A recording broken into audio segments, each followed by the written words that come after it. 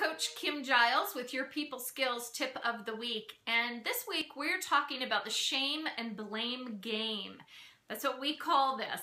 And one of the places you will see this human tendency come up is whenever you have to give someone some feedback, whether it's someone at work or it's one of your children or your spouse who's doing something that's bothering you and you need to give them some feedback and ask for some different behavior.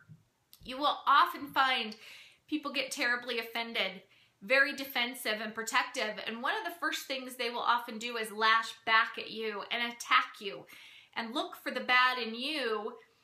You'll see this a lot when you bring up something to your spouse that they may have done that's bothered you. You'll notice one of the first things they'll do is, well, let me tell you what you do.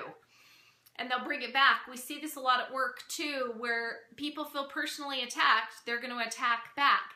Now, I want you to understand why we call this the shame and blame game.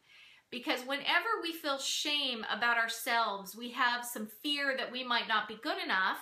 And this happens when you get feedback that your behavior isn't up to par from anyone.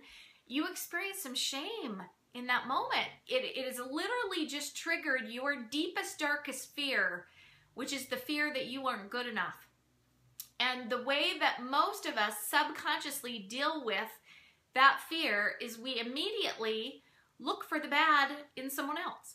Because if we can see somebody whose behavior is at least as bad or maybe worse than ours, and we can focus on that, and this is where the blame part comes in. If we focus on their bad and make them the bad guy, that makes us feel better. It sort of excuses our bad behavior on some level and makes us feel more like the good guy. And so I want you to recognize when this happens with people, that's what's going on. They're lashing back at you because of the shame they're feeling. Now, our tendency when somebody attacks us and lashes back in that way is to get defensive. And in that moment, we're totally focused on us and defending ourselves. And that is not what this person needs in that moment. If you're really a people skills master, you're going to be able to see that what this person needs in that moment is some more reassurance and validation about the good that they do and the good part about who they are. And I want you to almost let the attack back go. Don't take it very seriously. It's not even based in anything real most of the time. It's a desperate attempt to quiet their own shame feelings that they're having. And so we can serve them a lot more. If we do need to give feedback to anyone, make sure you start out with a whole lot of validation about the good in the person.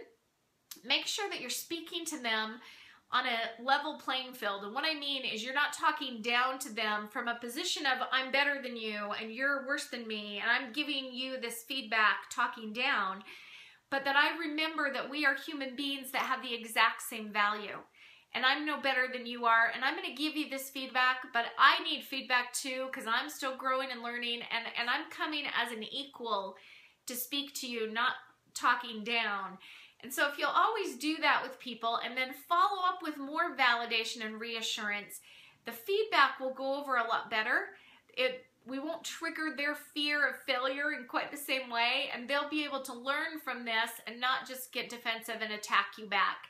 Hope this tip helps. I know it will, because this kind of thing will show up in your life. If you want to learn more, make sure you visit our website, claritypointcoaching.com.